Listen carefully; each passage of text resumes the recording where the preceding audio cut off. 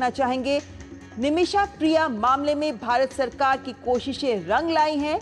Yemen में भारतीय nurse Nimisha की फांसी का मामला है ये, और नर्स निमिषा प्रिया को कल यमन में फांसी दी जानी थी, लेकिन उनकी ये फांसी टल गई है। सूत्रों का कहना है कि निमिषा को हत्या के एक मामले में जो फांसी कल दी जानी थी यमन में, फिलहाल ये फांसी टल गई है। हम जानते हैं कि किस तरीके से नर्स निमिषा की फांसी को लेकर ये खबर सुर्खियां बटोरती रही। ऐसे में सरकार की ओर से, केंद्र सरकार की ओर से लगातार ये प्रयास किए जा रहे थे कि नर्स निमिषा को दी जाने वाली फांसी को रोक दिया जाए, और यही प्रयास इस खबर के माध्यम से रंग लाते नजर आ रहे हैं, जिसमें इस वक्त की बड़ी खबर आ रही है कि निमिषा प्रिया को जो फांसी कल यमन में दी जानी थी, फिलहाल के लिए उनकी ये फांसी टल गई है। इस वक्त हमारे साथ अखिलेश सुमन इस खबर पर और ज्यादा जानकारी के साथ जुड़ गए हैं। अखिलेश, हम जानते हैं किस तरीके से भारत सरकार की ओर से ये बात भी कही गई थी कि इस मामले में सीमित विकल्प है, लेकिन अब ये जो खबर आ रही है कि फांसी टल गई है, किस तरह की कोशिशें थी जो अब रंग लाई हैं?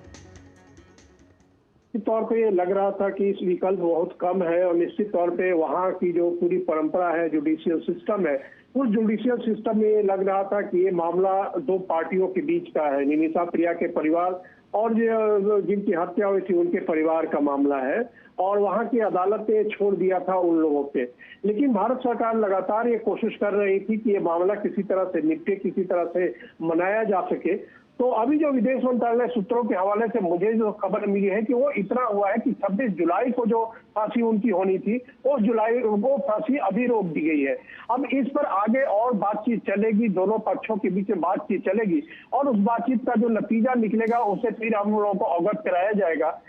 लेकिन निश्चित तौर पे एक बहुत बड़ी सफलता है, क्योंकि यमन जानते कि यमन का समाज और जो पूरी जो यमन की जो कानून प्रणाली है काफी इस मामले में कठिन है, और इसको पूरी तरह कह सकते हैं कि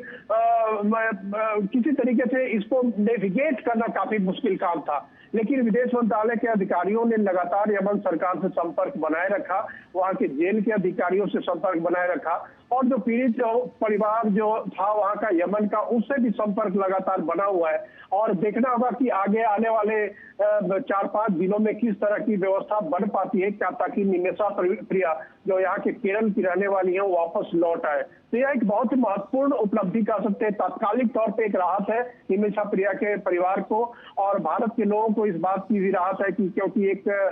महिला जो वहाँ नौकरी की तलाश में गई थी, वहाँ बिजनेस कर रही थी, और बिजनेस में झगड़े की वजह से जो घटना घट गई, वो एक कह सकते हैं कि मानवीय चूक थी, जिसको कि भारत सरकार ने मानकर उनको सहायता करने का वचन दिया था। और उस हिसाब से कहें कि यह एक महत्वपूर्ण एक पड़ाव है उस पूरे मामले में। जी अखिलेश, ऐसे में चूंकि हम जानते हैं किस तरीके से जो भारतीय अधिकारी थे वो लगातार जेल अधिकारियों के संपर्क में भी थे, ये कूटनीतिक संपर्क भी लगातार आगे बढ़ाया जाता गया, यानी कूटनीतिक स्तर पर भी ये मामले में को लेकर भारत सरकार की ओर से प्रयास लगातार आगे बढ़ते रहे, और यही कोशिश रही कि यमन सरकार के अपने नियमों के तहत अगर नर्स निमिषा को फांसी दी जा रही है तो किसी तरीके से इस फांसी को रोका जाए, और बातचीत के माध्यम से ही इस पूरी समस्या का, इस पूरे मसले का हल निकाला जाए। ऐसे में हालांकि नियमों के अनुसार देखा जाए तो भारत सरकार की ओर से बात पहले भी रखी गई कि सीमित विकल्प नजर आ रहे हैं, लेकिन इसी वजह से ये एक बड़ी खबर बन जाती है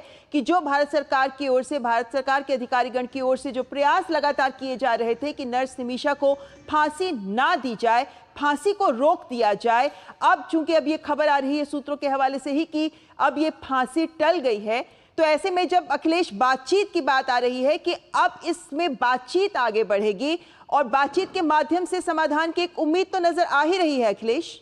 निश्चित तौर पे देखिए, इसमें 3 पक्ष है। एक तो है कि वहाँ का जो पीड़ित परिवार है, उस पीड़ित परिवार से भी बातचीत करना जरूरी होता है, क्योंकि वो वहाँ एक व्यवस्था है कि अगर पीड़ित परिवार चाहे तो उनको माफी दे सकता है। एक कह सकते हैं ब्लड मनी जिसको बोलते हैं कि वो किसी भी तरीके से निगोशिएट उनको किया जा सकता है, कंपेंसेशन दी जाने की बात होती है, तो वो कंपेंसेशन पे अगर राजी हो जाए। जो अब अभी तक स्थिति ये थी कि वो कंपेंसेशन के लिए राजी नहीं हो रहे थे। उनका कहना था कि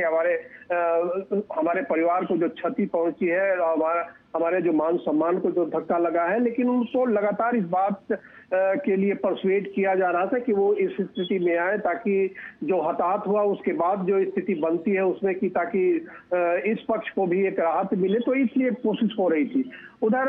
यमन की सरकार के साथ भी लगातार भारत सरकार के अधिकारी वहां जो है वो लगातार संपर्क में बने हुए थे कि सरकार की तरफ से कोई सहूलियत मिल पाए, और उसके अलावा जेल अधिकारी के भी संपर्क में थे कि किस तरीके से जो जेल मैनुअल है उसके मुताबिक क्या टालने की स्थिति बन सकती है। सारे जो तीनों पक्ष थे उसमें लगातार भारत सरकार का संपर्क बना हुआ था। विदेश मंत्रालय के अधिकारी जो वहां हमारे हैं वो बने हुए थे, और इसलिए वहां स्थिति ये बनी है कि तात्कालिक तौर पे वो जो फांसी की सजा को